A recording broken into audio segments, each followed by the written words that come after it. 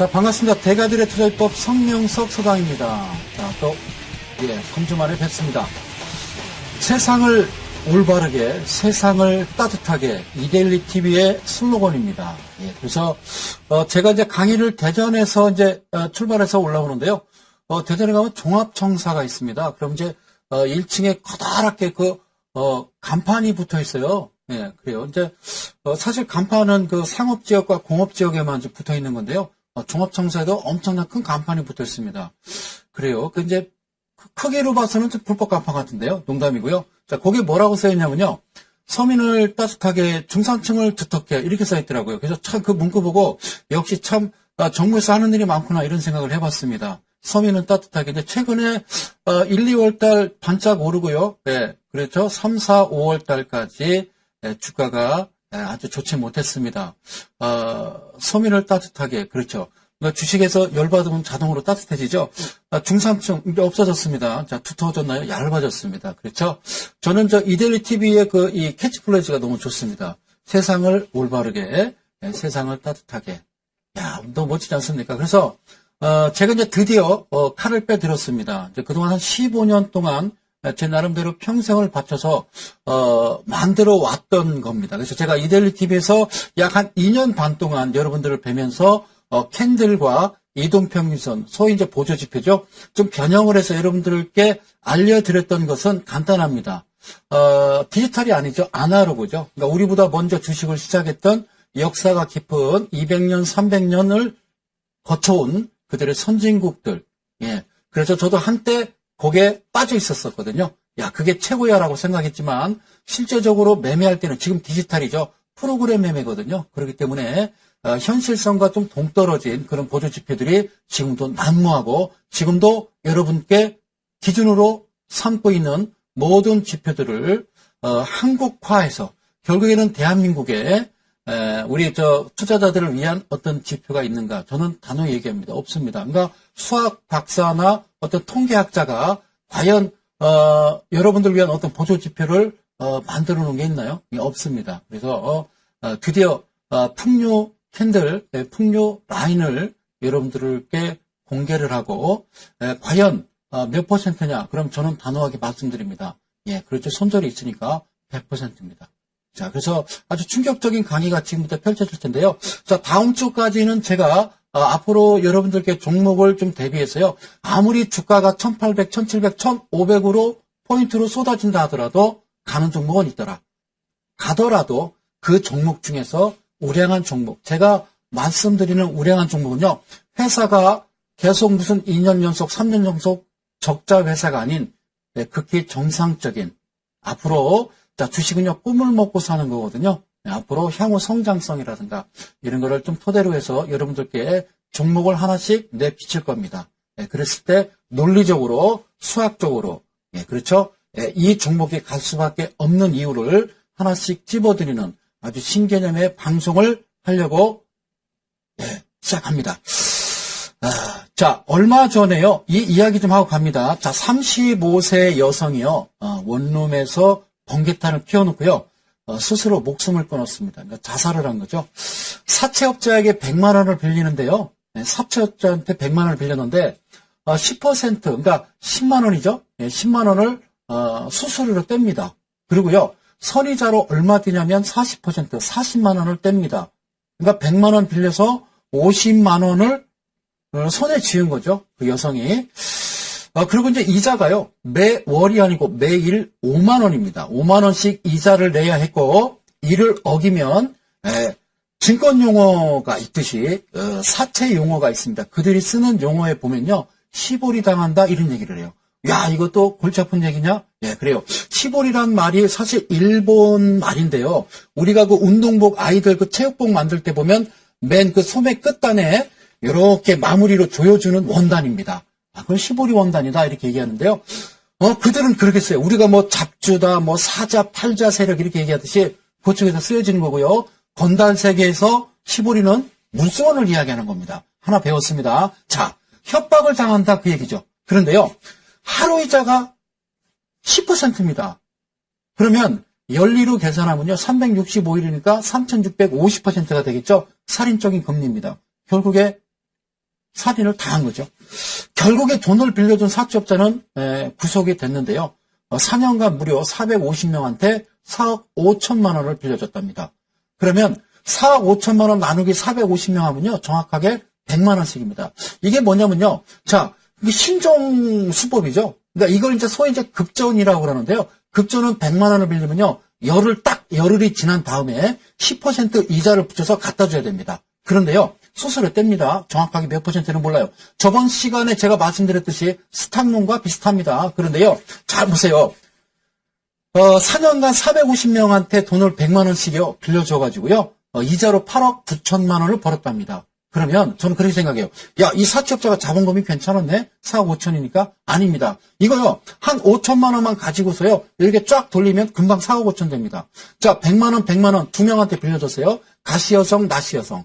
그런데 실제적으로 손에 젖은 거는 50만 원입니다. 그렇죠? 그러면 50만 원, 50만 원 뺏은 100만 원으로 두 사람한테 더 대출을 했을 수 있는 거죠. 이건요, 금융업자는 아니고요. 이건 범죄행위죠. 요즘 TV나 신문 어떤 지상에 자살하는 뉴스가 사실 워낙 흔해지다 보니까 그러려니 하시는데요. OECD죠. 경제개발협력기구라고 합니다. 우리 김영삼 대통령 때 우리가 가입을 하게 됩니다. 그래서 OECD에서 추산하는 것은 한국이 자살률 1위입니다. OECD 국가 중에서 아주 훌륭한 걸 가지고 있어요. 그래서 제가 한번 알아봤습니다. 한국의 사망 원인이 과연 무엇일까? 여러분들 다 아시는 이야기입니다. 1위가요, 암입니다. 자, 암으로 많이 돌아가세요. 2위가 사망이에요. 2위가 한국이 뇌혈관 질환입니다. 뇌혈관 질환이고요. 3위가 심장 질환입니다. 그렇죠. 주식을 가만히 보고 있느라면 운봉이 하나 뚝 떨어지면, 그렇죠. 거의 심장에 이제 이상이 생길 수가 있는 거예요. 그 다음에 4위가 자살입니다. 사망 원인이. 한국인들의 사망 원인이. 이거 심각한 문제인데요. 자살하는 사람 가운데 4명 중 1명은 뭐 때문에 자살하냐면요. 돈 때문에 자살을 합니다. 물론 이제 주식에 관계된 분들도 이제 자살을 많이 하죠.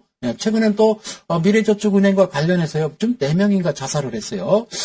우리나라 그럼 자살한 사람이 몇 명이냐? 하루 평균 자살하는 분이요, 42명입니다. 그래서 지금 시간 7시 11분이니까요. 앞으로도 한 7명 정도는 더 죽지 않겠어요? 지금 죽으려고 준비하는 사람도 있고요. 그렇죠? 자, 이건 좀 심각한 문제인데요. 하루에 10명이, 그러니까 42명 중에서 한 10명 정도가 돈 문제로 죽는다는 겁니다. 그래서 최근에는 이명박 대통령께서도 어제 뉴스를 봤습니다. 직접 사금융과의 전쟁을 선언을 하셨습니다. 선포는 아니고요. 자, 사금융과의 전쟁을 선언하시다. 우리 노태우 대통령 때 뭡니까? 범죄와의 전쟁 아시죠? 최근엔 또 영화가 나와서 아주 흥행을 했던 영화 하나 아시죠? 민식이냐? 연기 참 잘합니다. 저도 그 영화를 봤습니다. 자, 모든 방법을 동원하신답니다. 그래서 사금융 반드시 뿌리 뽑겠다 이렇게 말씀을 하셨는데요. 다소 늦은 감은 있습니다.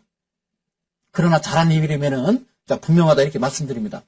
근데 제 생각에는요, 모든 국민들이 생각하는 거겠지만요, 금융감독기관이나 경찰이 나서서 불법 사금융을 뿌리채 뽑는다고 해결될 일은 아니라는 겁니다. 자살에 이른 이 35세 여성은 50만 원이 꼭 필요했던 겁니다. 그러니까 빌려준 사람이 나쁜 사람인지 몰라서 당한 게 아니고요. 그녀는 50만 원이 꼭 필요했고 다른 그 어떤 곳에서 1금융권, 저축은행, 미래저축은행에서도 안 빌려주는 거예요. 그러다 보니까 어떻게 하겠어요? 할 수 없이 그 돈을 빌린 겁니다. 아시겠어요? 저는 안 가봤어요. 아시는 지인이 사채를 빌리러 갔더니 그랬다라는 거예요. 얼마 필요한데? 아줌마! 그런데 아가씨도 걔들은 무조건 아줌마예요. 얼마 필요해? 그래서 50만 원 필요합니다. 그랬더니 50만 원? 그럼 100만 원 써야지 이러는 거죠. 아닙니다. 저는 50만 원이 필요합니다. 말귀를 못 알아듣네 이러더라는 거죠. 아니 선수수료 10만 원 떼고 40만 원 선이자 떼면 50만 원이야. 하루에 이자 5만 원씩 낼 수 있어? 한참 생각하겠죠. 안 사람 나가 이래버린다고요. 꼭 필요했기 때문에 쓴 거라는 거죠. 이 여성은. 아시겠습니까? 그래서 모든 불법 사채업자 구속하고 대부업체 없어버린다고 해서 저축은행에 은행자 떼고 다 합병한다고 해서 앞으로 돈 빌리기가 더 나아질까요? 최근에 이제 오늘도 이제 주가가 이제 스페인 문제 때문에 잠깐 출렁 걸었습니다만 자산금융 3위 은행입니다. 스페인의 방키아 은행도요. 사실 저축은행 7개가 합병한 은행입니다. 결국에는 이제 국유화 되겠습니다만, 저는 이렇게 생각합니다. 한때 그 2008년도에 리먼 사태 때 한참 시끄러웠던 거 있죠. 그게 바로 서브프라임 모기지론인데요. 그게 이제 다시 얘기하면 닌자론이거든요. 어떤 대출이냐? 자, 노 인컴입니다. 수입 없고, 노 잡, 직업 없고, 노 에셋, 자산이 없어요. 그러니까 다시 얘기하면, 대한민국의 이제 그 일부, 이제 그런 인구가 상당히 많습니다. 이 35세 여성도 그렇고요. 직업도 없습니다. 수입도 없습니다. 담보도 없습니다. 그러니까 어떻게 돼요? 갑자기 좀 슬퍼지는데요. 지금 우리나라의 금융정책 방향에 대해서 원점부터 다시 논의가 필요한 시점이 아닌가 저는 이렇게 생각이 됩니다. 자, 돈을 빌리고 빌려주는 어떤 이 금융의 문제는 참신하고 정직한 어떤 금융 쪽의 사업가를 통해서 해결하는 게 최선의 길이 아닌가 저는 이렇게 생각이 됩니다. 그런데 우리나라에서는 금융기업인이 탄생하기가 불가능한 구조입니다. 뭐 제 혼자 생각입니다만 저축은행도 잘 나가다가 은행들이 이제 지점을 많이 내게 되면 무슨 두더지 때려잡기 하듯이 꼭 무슨 문제를 일으키더라고요. 일으키면서 없어지는 걸 보면서 야 역시 힘들구나 그런 생각을 해봅니다. 자, IMF 아시죠? 예, IMF 이후에 우리나라 대표적인 1금융권은 결국에는 여러분들 아시는 미국 월가의 사모펀드꾼들에게 결국에는 다 넘겨주게 됩니다. 아시죠? 그래서 유일하게 지금 남아있는 은행이 없습니다. 그래서 우리은행 또 국유화한다고 자꾸 이야기하는데요. 아주 토종 우리나라 1금융권 은행도 좀 있었으면 좋겠다라는 생각이 됩니다. 제 생각이에요. 멀쩡한 외환은행 사실 파는 거 아닙니까? 그래서 먹튀했고, 근데 중추적 역할을 했던 사람이 다시 또 나가가지고 사모펀드 차리고 론스타에서 400억인가요? 네, 출자해주고. 그러니까 사실 여러분들 아시죠? 금산분리법이라는 게 있어요. 그러니까 산업자본이 은행 소유를 금하는 그런 법입니다. 그런데 론스타는 사실상 따지면요, 산업자본입니다. 예, 왜 그러냐고요? 실례를 하나 들어볼게요. 2001년도에 역삼역에 딱 가면요, 스타타워라고 큰 빌딩이 하나 있습니다. 강남 파이낸스 센터인데요. 그 빌딩을요, 그때 당시에 론스타가 삽니다. 얼마에? 1,000억 원에. 헐값에 넘기죠. 자, 매입에서요, 2004년도 정확하게 3년 후에 얼마에 팔아치우냐면 3,500억. 1,000억에 2001년도에 사서 2004년도에 무려 3,500억에 팔아치웁니다. 매각을 합니다. 그래서 얼마 벌었어요? 2,500억 원을 이익을 올립니다. 과세당국이요. 우리나라 과세당국이 그래서 론스타한테 이제 가서 그랬어요. 자, 법인세를 16억 포함해서 양도소득세 1,000만 원 나왔습니다. 라고 이제 부과를 했단 말이죠. 그때 론스타가 벌써 화를 낸 거죠. 야! 역삼 세무서장을 상대로 뭐를 했습니까? 세금 부과 처분 취소 소송을 냈죠. 그런데 이제 최근 뉴스 보니까요. 이게 아마 법인세를 내야 될 처지가 된 것 같아요. 론스타가. 사실상 부동산 회사에 더 가깝습니다. 임대업을 하는 회사에 가까운데 과연 론스타가 어떻게 저렇게 치고 들어왔는지. 하여튼 우리나라는요. 아주 그냥 난도질을 당했다. 저는 이제 한 말씀으로 그렇게 드리겠습니다. 자, 그런데요. 제가 왜 이 말씀 드리냐면 우선 은행의 설립 자체가 원천적으로 우리나라는 봉쇄돼 있을 뿐만 아니라 최근 문제가 돼 있던 저축은행, 사실 건실한 저축은행도 많이 있습니다. 사실 미래저축은행 같은 경우도 일부 경영자가 잘못했을 뿐이지 그 외 나머지 직원들을 비롯해서 나머지 직원분들은요, 저는 잘했다고 생각이 드는데요. 이렇게 해서 엎어버리면 일단 서민들은 어떻게 하라는 건지 저는 알 수가 없어요. 저축, 은행 업자도 사실 은행으로 성장하는 것도 불가능한 것이 우리나라 현실이죠. 그런 이제 가만히 되새겨보면 되는 거예요.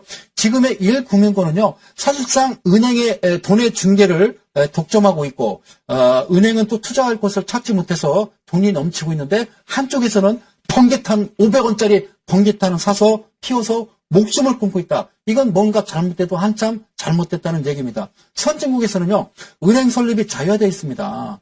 다양한 금융회사. 근데 뭐라고 그러냐면, 서브프라임 렌딩이라고 그래요. 그러니까, 신용이 좋지 못한 사람들한테 대출을 해줍니다. 그래서, 은행, 즉, 이제 개인 간의 이제 어떤 금전 대차를 중개하는, 요즘 방송 나오는 사채 말고요. 다양한 형태의 어떤 금융회사들 많이 운영하고 있습니다. 우리나라 실제, 앞서서 말씀드렸듯이 35세 여성이 50만 원이 필요하면 그런 돈을 해주는 겁니다. 그냥 신용하고 크게 관계없이 오죽하면 사채를 쓰겠어요. 대출이 안 되니까 그런 이유가 있겠죠. 신용등급 10등급. 그러니까 이 여성 이런 분들에게 처음에 50만 원 해주고 잘 갚으면 100만 원, 잘 갚으면 300만 원, 더 잘 갚으면 1000만 원. 그리고 신용이 좋으면 1억씩 대출해 줄 수 있는 거 아닙니까? 그 돈이 어디서 나냐고요? 저도 50만 원 낼게요. 이 방송 시청하시는 대한민국 국민 여러분, 우리 50만 원씩 출자합시다. 그래서 도와줘야 될 거 아닙니까? 그래서 회생할 수 있는 기회를 열어줘야 되는데, 우리 국민들이 생각하는 사금융, 우리가 특히 이제 9시 뉴스에 그런 뉴스들이 나옵니다. 악덕, 고리, 대금 업자입니다. 그 친구들은 사금융업자가 아니라요. 그러니까 우리가 이제 드라마나 영화에서도 보면 사채업자 하면 막 무슨 100만 원 빌려주고 막 몇십억, 막 몇억을 뭐 받았네, 어쩌네, 이런 게 나오는데, 그렇게 우리가 세뇌되어 왔습니다.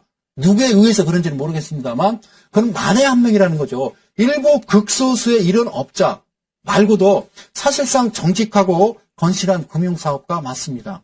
그렇죠? 오래전 일이죠. 그죠? 70년대 5.8 조치하시죠?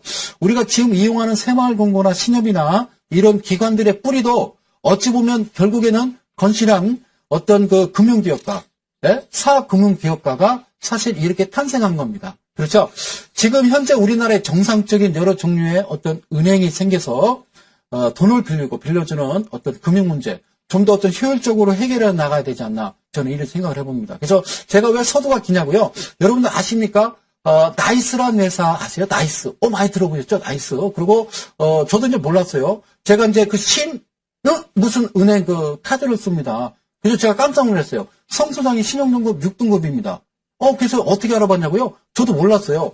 저도 이제 뭐가 문제가 있어서 은행에 전화해봤더니 KCB에다 전화해보세요. 그래서 저는 KGB에다 전화해보라는 줄 알았어요. 자, 여러분들 아십니까? 나이스는 아시죠? 자, KCB, 코리아 크레딧 뷰로라는 아주 훌륭한 회사를 하나 소개를 하려고 합니다. 자, 코리아 크레딧 뷰로. 그게 뭐냐면요. 개인의 신용도를, 여러분들의 신용도를 종합적으로 평가하는 개인 신용평가, 신용조사 업무 전문회사입니다.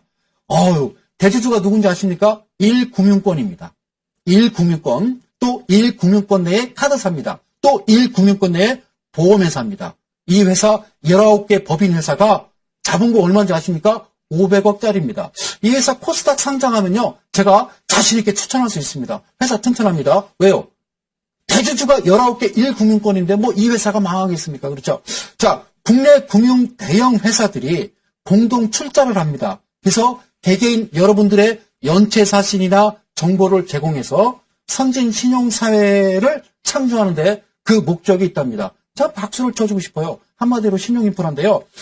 설립 배경은 그렇다는 거죠. 외환위기 이후에, 김영삼 대통령 이후에 우리 김대중 대통령께서 그때 당시 참 어려웠죠. 그래서 경기부양 정책에 이제 따른 어떤 가계신용 규모의 급속한 신장이죠. 그래서 2003년에 결국 이제 카드 대란이 왔긴 왔습니다만 서민들의 어떤 제도권 금융이용 기회 확대에 긍정적인 측면도 있었습니다. 하지만 결국에는 이제 지금도 마찬가지겠습니다만 가계 연체율 상승이 있었죠. 그다음에 신용불량자 증가라는 어떤 치명적인 부작용을 초래를 한 건 맞습니다. 특히 이제 한 400만 명 정도에 육박하는 개인 신용불량자 문제가 심각한 사회 문제로 또 대두됐고 지금도 앞서 얘기했듯이 35세 여성은 신용불량자입니다. 결국에는 자살을 하는 거죠. 그래서 주요 금융회사 최고 경영진들이 모여서 KCB를 만듭니다. 언제 생겼냐고요? 좀 2005년도에 2월 달에 생겼는데요. 그겁니다. 역선택을 하는 겁니다. 그러니까 정상적인 선택이 아니라 역선택을 통해서 금융시장 붕괴를 막기 위한 하나의 어떤 신용정보 공유 필요성이 제기된 그런 내용이랍니다. 그건 좋습니다. 역선택 잘 아시죠? 역선택. 자, 그래서 대한민국의 이제 경제 활동 인구라고 그래요. 우리나라 5천만 명 중에서 어린아이 빼고 어르신들 빼고 실제적으로 돈을 벌 수 있는 3,900만 명의 신용을 종합적으로 평가하는 개인 신용평가 전문회사 크레딧 뷰로. 이야, 멋진 회사입니다. 그래서 신용평가를 입체적으로 과학적으로 한다는데요. 과연 그럴까요? 그래서 제가 신용 등급이 6등급이라니까 시청자 여러분들이 제가 거짓말 치시는 줄 아는데요. 아닙니다. 저는요, 은행에 대출을 받아서 연체한 사실이 한 번도 없고요. 신용카드를 이날 이때껏 머리카락, 그 얘기하면 안 되고. 어쨌든 제가 지금까지 살아오는 동안 카드 연체를 한 번도 해본 적이 없습니다. 신용 100%입니다. 그런데 왜 6등급이냐? 저도 놀랐습니다. 제가 1년 전에 자동차를 하나 할부로 자동차를 샀습니다. 그럼 이제 어디에 쓰죠? 캐피탈 씁니다. 저 신용업체하고 거래를 한다는 이유 하나로 저는 6등급이 됐습니다. 놀랍죠? 그 사실 아십니까? 뭐 때문에 그러죠? 자, 그림을 제가 좀 준비를 했는데요. 우선 그 신용등급별 신용대출 이자율이라는, 자, 요게요, 자료가 2010년 2월 기준입니다. 2010년 2월 기준. 이 자료가 KCB에서 만들어낸 자료입니다. 여기서 만들어낸 자료인데 잘 보세요. 이게 무슨 얘기냐면 등급입니다. 그러니까 3,900만 명을 무슨 돼지 이 1등급, 2등급 먹이듯이 파란 도장 빡빡 옆구리 다 찍는 겁니다. 자, 보세요. 신용대출로 내가 1억을 받았습니다. 그러면 1등급은요, 이자를 얼마 내야 되는지 아십니까? 6.25%니까 625만 원을 내야 됩니다. 1년에. 그런데 제가 6등급입니다. 그냥 6등급이면요, 고기로 따지면 사료급이에요, 사료. 자, 사료도 못 써요. 저 6등급인데요, 내가 1억 대출 받으면요, 1,617만 원을 이자로 내야 됩니다, 1년에.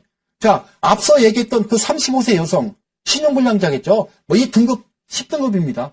대출도 물론 안 해주겠죠. 혹시 해준다라고 하면 이자가 2,284만 원을 갚아야 됩니다. 연체하면 연체 수수료 붙죠? 그냥 갖고서 6개월, 어영부영, 1년 이렇게 이렇게 연체하면요, 그냥 1억 됩니다. 이게 뭡니까, 이게? 그러니까 내가 어떻게 대출을 받는데 1,617만 원을 이자를 내야 되는지요?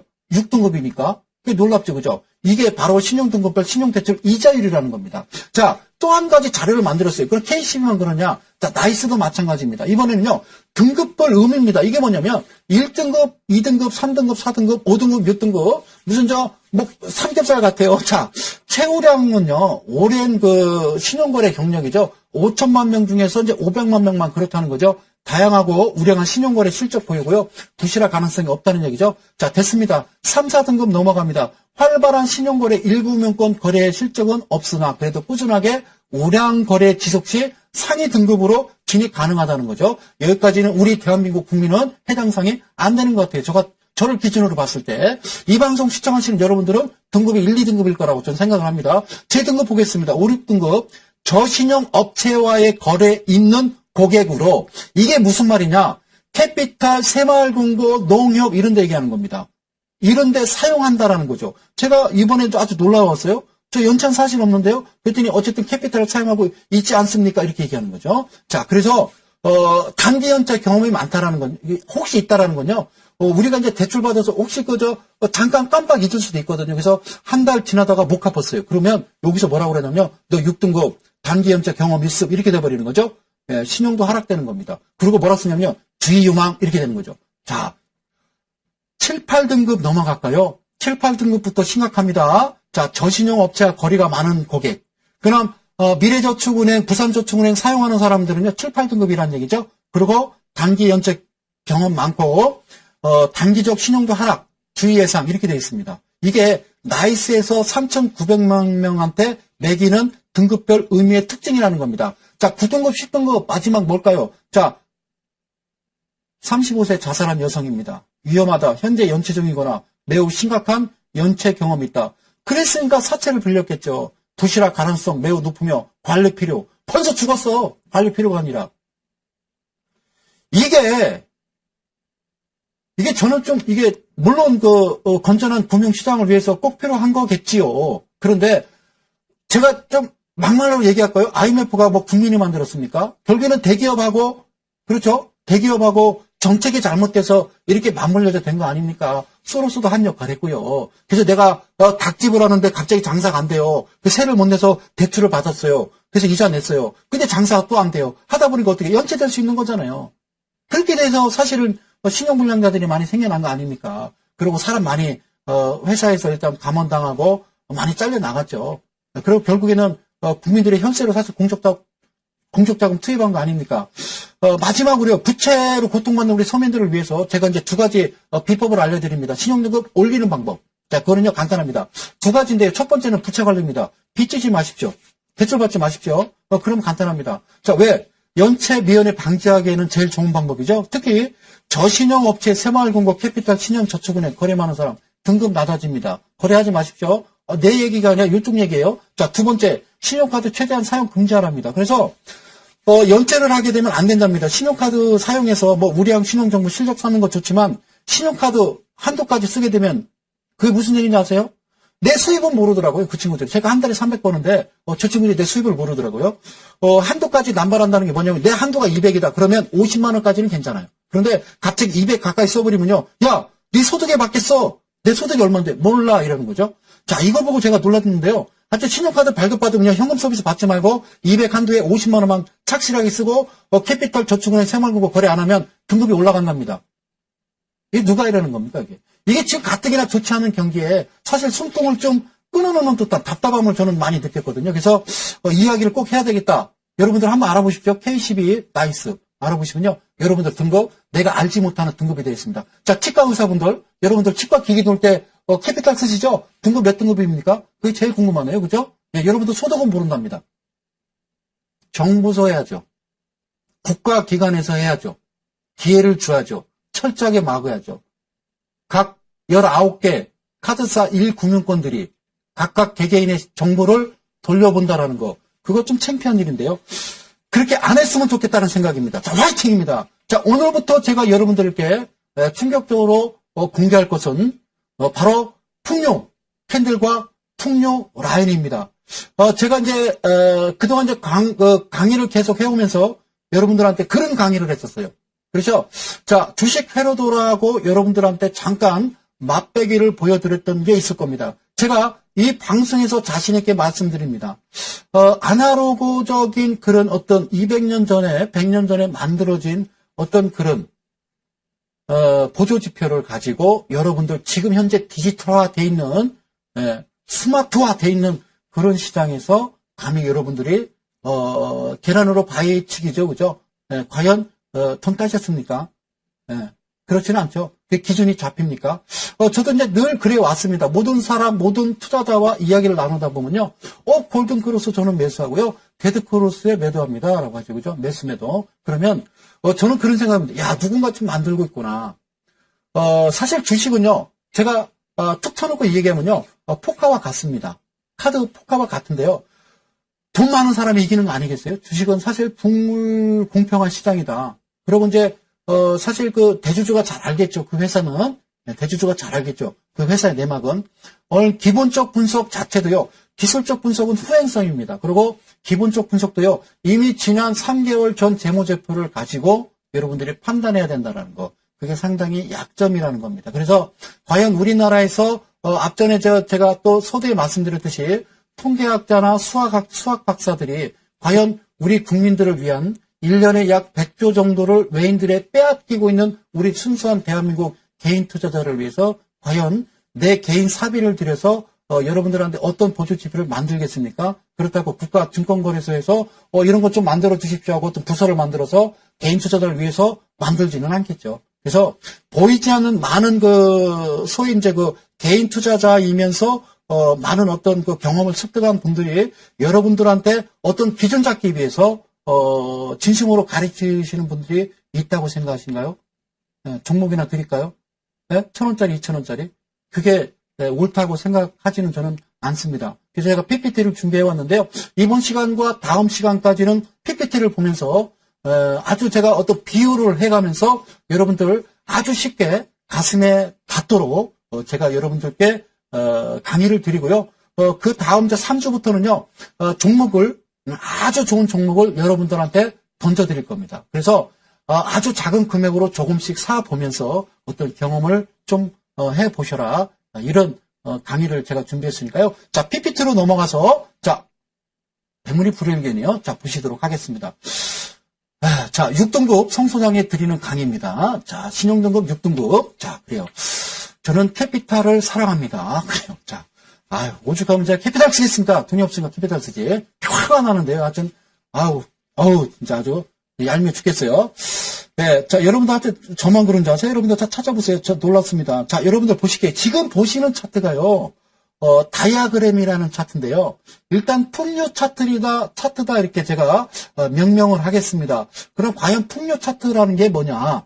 여러분들은 그동안 어떤 그 캔들을 보아오면서 캔들을 보면서 그 캔들을 보면서 어떻게 생각하셨습니까? 자, 일봉 캔들이든 주봉 캔들이든 월봉 캔들을 보면서 여러분들이 어떻게 판단을 하십니까? 일봉은 일봉대로, 주봉은 주봉대로, 월봉은 월봉대로 그 각각의 의미가 있다는 사실을 느껴본 적이 없으신지요? 자, 제가 오늘 이 방송에서 첫 방송 다시 시작되는데요. 가감히 얘기합니다. 여의도 이 바닥을 발칵 뒤집어 놓겠습니다. 6등급 성소장. 자, 보겠습니다.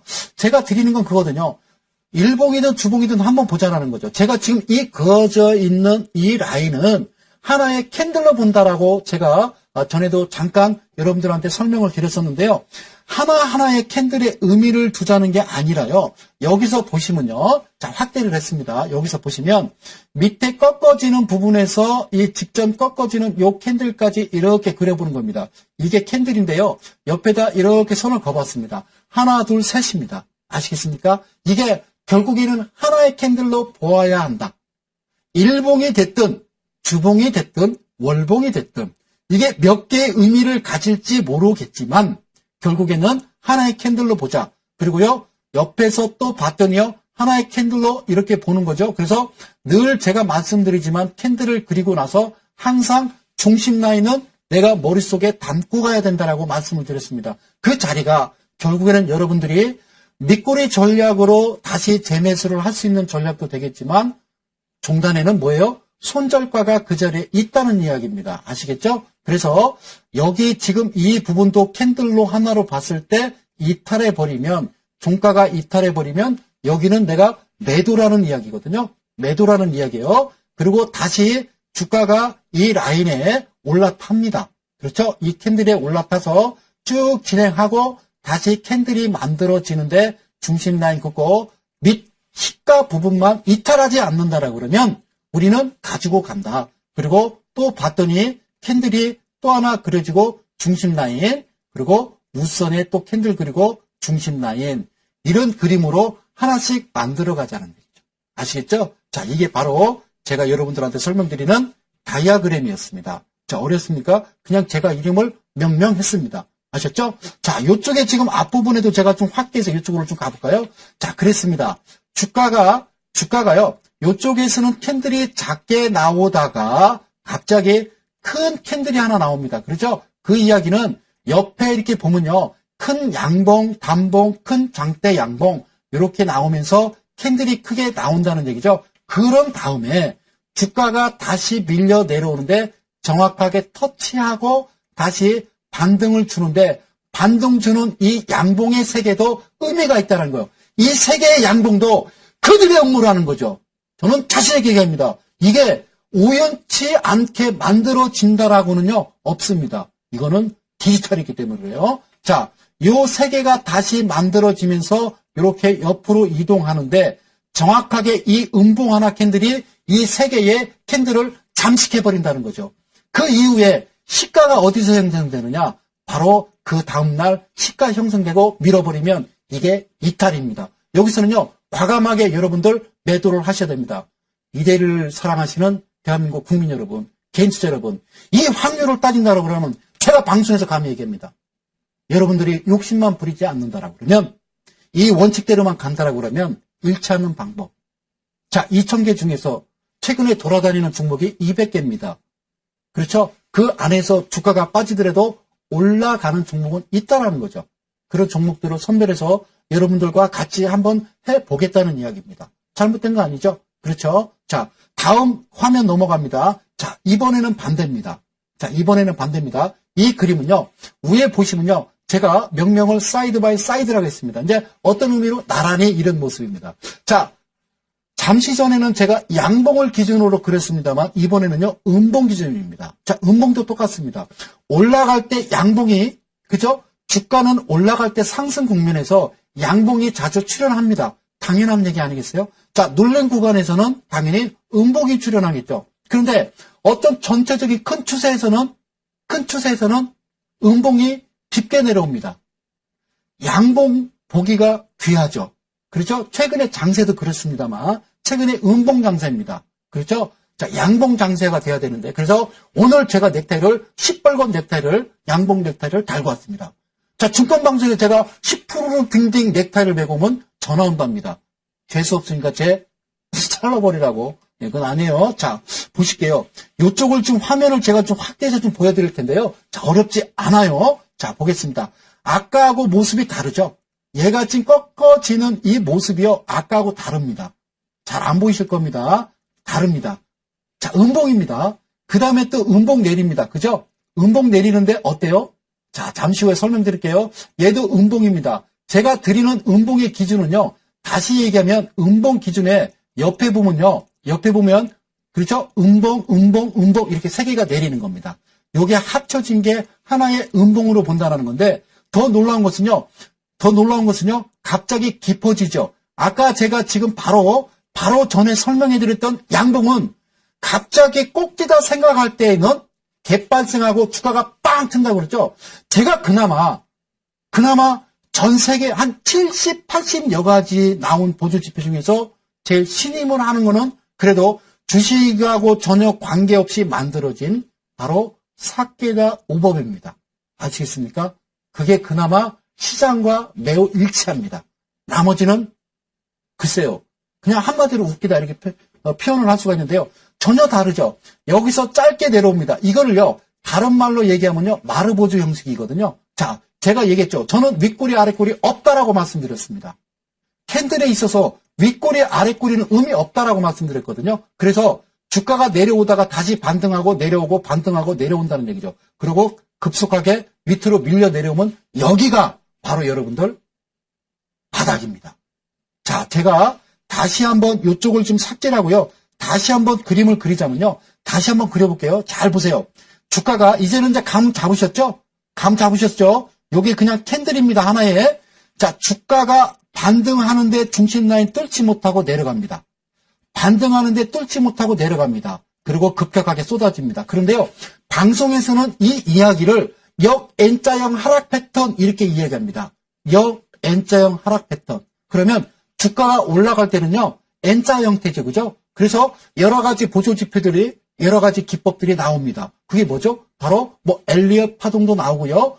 예? 상승 5파, 하락 3파. 그렇죠? 과연 맞습니까? 그걸 대비해서 어떤 종목이든 대비해서 맞는 종목은요, 저는 지금까지 한 종목도 못 봤습니다.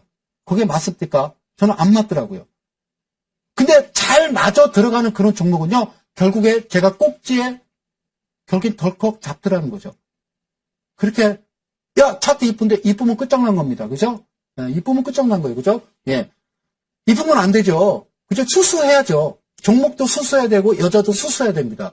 여자가 이쁘고 종목이 이쁘면요, 그거는 볼장 다 본 겁니다.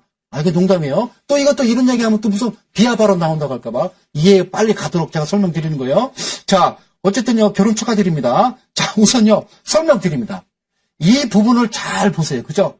똑같이 나옵니다. 이게 올라갈 때는요, 반대 방향으로 올라간다는 얘기예요. 자, 그러면 이 상태에서 제가 여러분들한테 같이 좀 합쳐보겠습니다. 이거는, 그죠? 합쳐보겠습니다. 왜 뭘 합쳐보냐면, 다음 화면으로 갈게요. 잘 눈 크게 뜨고 이 화면을 집중하십시오. 자, 보십시오. 자, 다시 모르시겠다고요? 자, 다시 뺐습니다. 하나, 둘, 셋, 다시 옵니다. 자, 앞서서 말씀드렸던 다이아그램과, 그러니까 양봉 캔들과 음봉 캔들을 합쳐놓은 겁니다. 아시겠죠? 양봉 캔들과 음봉 캔들을 합쳐놓은 겁니다. 그러면 여러분들이 매수를 과연 어느 부분에서 할 것이냐가 중요하죠? 제가 이야기합니다. 저는 이평선 매매를 하지 않습니다. 저는 여러분들이 알고 계시는 MACD 오실레이터든 볼린저 밴드든 여러 가지 무슨 일목균형표든 이런 거는 저는 절대 사용하지 않습니다. 저는 조미료를 사용하지 않습니다. 아시겠습니까? 그냥 있는 그대로 가격 매매를 한다는 겁니다. 아시겠죠? 자, 제가 지금부터 여러분들한테 자, 일단은 무슨 연극하는 것도 아니고요. 자, 한번 볼까요? 자, 이 부분 있죠? 이 부분, 저 빨간색 선을 제가 뭐라고 그러냐면, 자, 얘를 갑순이라고 합시다. 갑순이가 좋아하는 색깔이에요. 그리고 이 음선입니다. 음선을, 자, 갑돌이라고 합니다. 아시겠어요? 갑돌이라고 할게요. 잘 보이시나요? 갑순이와 갑돌이는 어디에 살았어요? 모르시죠? 예, 어디에 살았어요? 여의도에 살았어요? 아닙니다. 한마을에 살았습니다. 둘이는 어떻게 했어요? 사랑을 했어요. 어떻게 했대요? 그렇죠? 용기가 없었습니다. 갑순이와 갑돌이는. 그래서 갑순이는 다른 남자 만나서 시집 갔고요. 갑돌이는 다른 여자 만나서 장가를 들었어요. 그런데 웃겨요. 예. 시집 간 첫날 밤에, 장가 간 첫날 밤에 못 보고 울어요? 달 보고 울어요. 이거 금지곡이에요. 그죠? 예. 이제 우리 공영방송에서 했던 거 있잖아요. 사랑과 전쟁이라는 거. 지금 이제 미성년자 못 보게 해놨더라고요. 잠금장치. 이게 뭔가 봤더니 사랑과 전쟁이 지금도, 예.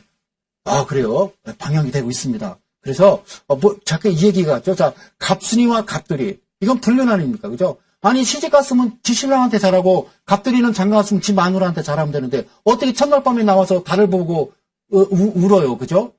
좀, 이거 있을 수 없는 그런 노래인데요. 자, 제가 왜 이 말씀을 드리냐면, 여러분들이 빨리 이해가기 위해서 제가 이렇게 인용을 합니다. 자, 그래서, 제가 해주겠습니다. 그래서, 용기가 없었기 때문에 갑순이와 갑돌이를 한번 합쳐보겠습니다. 네? 일단은요, 좀, 아주, 이 가슴에 응어리진 거를, 한번 한을 풀어주자고요. 제가 지금 오해는 하지 마십시오. 제가 강의를 여러분들한테 쉽게 이해하기 위해서 설명을 드리는 거니까. 자, 갑순이가 이렇게 옵니다. 그죠? 갑순이가. 자, 보이시죠? 갑순이가 옵니다. 밑으로 옵니다. 그렇죠? 갑돌이는 밑으로 내립니다. 갑돌이는 음봉입니다. 음봉인데, 여러분들한테 꼭 설명드리고 싶은 거는 갑순이, 갑돌이 이제 지울게요. 자, 지우고 지금부터 제가 이제 직접 설명을 드리도록 하겠습니다. 자, 이쪽 와서 잘 보겠습니다. 소장님, 어디에서 매수합니까? 간단합니다. 자, 일단은, 갑순이, 갑돌이, 물론 우리나라 OECD 국가에서 이윤율도 2위, 내지는 1위, 1위 됐다, 2위 됐다 이렇게 좀 번갈아 가면서 하고 있는데요. 하여튼, 빨리 머릿속에, 자, 들어가기 위해서 사랑과 전쟁으로 갑니다. 자, 그 드라마 갑니다. 갑돌이는 갑순이를 사랑했습니다. 그래서 늘 보고 싶고, 야, 내가 용기가 없었다. 진짜 너랑 살고 싶다라는 생각을 한 겁니다. 그래서 갑순이가 그 소식을 들은 거예요. 갑돌이가 갑순이를 기다리고 있다고. 그러니까 갑순이가 갑자기요, 집에서 지금 하여튼 양발도 신지 않은 채 바로 뛰어 내려옵니다. 갑돌씨. 그리고 갑돌이가 흐느끼면서 내려오다가요, 갑순이를 만나자 깜짝 놀랍니다. 그래서 여기가 만나는 지점이 매수라는 겁니다. 아시겠습니까? 갑순이와 갑돌이가 만나야 됩니다. 거기가 매수입니다. 그렇지 않은 경우에는 매수를 하여서는 안 됩니다. 그렇죠? 그랬다가 다시 무너지는 경우가 있더라는 거죠. 아시겠습니까? 그래서 이 자리가 바로 매수라는 겁니다. 그래서, 자, 제가 이제 드리고 싶은 얘기는 그 얘기인데요. 다시 한번 여기서 깨끗하게 이제 이쪽 부분을 이제 설명을 드리도록 하겠습니다. 잘 보세요. 갑순이가 갑돌씨 보고 싶었습니다. 갑순아, 내가 용기가 없었구나. 그래, 내가 지금 말이다. 우리 전에 결혼했던 그래, 너랑 살기 위해서 좀 정리가 필요하다. 정리 기간이 필요하구나. 그러니까, 갑순아, 너는 어떻게 됐니? 저는 보따리 싸고 그냥 도망 나왔어요. 그거 안 되는데, 어쨌든 잘했구나. 예, 그래. 그래서 이제 갑순이는요, 혼자 이제 방을 얻어서 있습니다. 그렇죠? 자, 올라가는데 밀리지 않는다고 그랬죠? 그렇죠? 잘 갑니다, 갑순이. 그런데, 갑순이가 기다려도 갑돌이가 오지 않습니다. 나랑 살자고 그래서 나는 이혼하고 왔더니 갑돌이는 이혼도 안 하고 소식이 없는 겁니다. 그러니까 갑순이가 화가 난 거예요. 그래서 어떻게 했어요? 야! 안 되겠어. 그래갖고 갑순이가 캬바레를 갑니다. 근데 캬바레를 이제 이탈이라는 겁니다. 그죠? 정상적인 생활에서 갑순이가 한번 이탈을 합니다. 그러면 여기는요, 과감하게 매도입니다. 아시겠죠? 이 자리가 바로 매도입니다. 그 소식을 들은 갑돌이가 화가 났습니다. 뭔 소리야? 그러고서 갑자기 갑돌이가 오히려 치켜 올라갑니다. 다시 이야기하면 음봉세계가 출현한 겁니다. 그래서 만나서 이야기합니다. 갑돌이가 내가 지금 이만저만 저만 이만해서 지금 왔지만 당신이 어떻게 나를 사랑한다 해놓고 캬바레 갈 수 있었어? 그랬더니 여보, 갑돌씨 캬바레가 아니라 캬바레 바로 옆에 시장에서 시장 보러 갔었어요. 그랬더니 누가 나보고 오해를 한 모양이요. 그래? 예, 그렇지. 그렇게 된 거죠. 자, 그러면 이쪽 부분을 잠깐 설명할까요? 자, 그러고서 잘 갑니다. 갑순이와 갑돌이는 행복하게 살면서 한 번씩 티격태격 싸우지만 얘가 지지 라인을 해준다는 겁니다. 얘가 지지가 되는 거죠. 그리고 잘 갑순이 신나게 잘 갑니다. 자, 이쪽에서도 잘 신나게 갑니다. 그래서 한 번 싸웠습니다. 그러고서 한 번 삐졌는데 결국에는 갑돌이가 다시 받쳐줍니다. 여기가 지지입니다. 얘를 밀기 전까지는 여러분들은 놓으셔서는 안 됩니다. 그러고서 잘 가다가요. 이쪽 부분 잘 보십시오. 그죠? 갑순이와 갑돌이가 딱 붙어 있다가 여기서는 둘이 한 집에 사는데 크게 싸웠습니다. 이게 이탈입니다. 다시 말씀드리겠습니다. 자, 이제 전체적으로 이제 설명을 드리자면 갑순이와 갑돌이가 자, 일단은요. 갑순이와 갑돌이가 어떻게 되죠? 그렇죠? 예, 갑순이가 왔고요. 갑돌이하고 잘 갑니다. 살다가 갑돌이가 늦게 오는 바람에 한번 이탈했을 때 매도입니다. 그리고 갑돌이가 이제 정리해서 왔습니다. 갑순이 이혼, 갑돌이 이혼. 자, 둘이 만납니다. 자, 뭐 이상하게 생각하지 마세요. 지금 강의하는 겁니다. 예를 들어서 그렇다는 거예요. 살면서 알콩달콩 싸우기도 하죠. 그죠? 뭐 사랑 싸움입니다. 쭉 가다가 잘 살았습니다. 한번 크게 싸웠지만 지지가 있었습니다. 여기가 지지 라인이었습니다. 그렇죠? 그러고서 한번 크게 올랐다가 어떤 일이 벌어졌어요? 갑순이와 갑돌이가 같이 합쳐 있다가 전체적으로 밀려버립니다. 지지, 저항 다 밀려버리는 이 순간은 최종적인 다시 매도가 되는 겁니다. 아시겠죠? 그래서 매수, 매도, 매수, 매도. 그 위치가 바로 이 자리에 숨어 있다는 겁니다. 그래서 제가 얘기하는 다이아그램과 사이드 바이 사이드, 즉 쉽게 얘기하면 갑순이, 갑돌이, 다시 할게요. 양선 캔들, 음선 캔들 이렇게 명명을 하겠습니다. 양선 캔들과 음선 캔들이 만났을 때 갑순이, 갑돌이 만났을 때 매수, 이탈하면 매도. 갑돌이는 지지를 해주는 건데 지지하지 못하면 매도. 갑순이, 갑돌이 같이 붙어있다가 캔들, 주가입니다. 주가가 이탈해버리면 과감하게 매도를 하셔야 된다는 이야기입니다. 아시겠죠? 자, 이해가 안 가십니까? 그러면 어쨌든 내일이요. 이데일리 온 풍류클럽에서 내일 8시 반에 이 내용 가지고 또 강의는 계속 반복이 될 겁니다. 여기서 주어진 시간은요.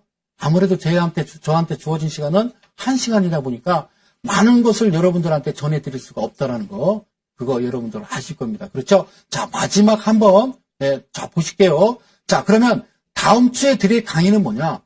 다음 주에 드릴 강의는 뭐냐? 바로 이 캔들입니다. 이건요, K1과 K2입니다. 산과 물입니다. 그렇죠? 등산과, 그러니까 산에 가면요, 산이 있고 나무가 있습니다. 그죠? 나무는 캔들이요, 산이 흙입니다. 그리고 항상 산에 가면 나타나는 거는 계곡이 있습니다. 물이 있죠? 예, 그래서 요 K1, K2를 다음 주에는 여러분들한테 강의를 드리고요. 여기에다가 갑수리와 갑돌이를 접목시켰을 때 과연 몇 %의 정확성이 나오느냐. 이것은 소위 한국형입니다. 우리 대한민국 국민들을 위한, 개인 투자자를 위한 그런 어떤 차트를 여러분들한테 만들었다. 이렇게 보시면 되겠습니다. 여기에다가 다음 주에다 설명해 드릴 거는 지금 보이시죠? 다이아그램. 자, 갑돌이와 갑순이를 같이 얹혀놨을 때의 정확한 매수매도가 나온다는 거.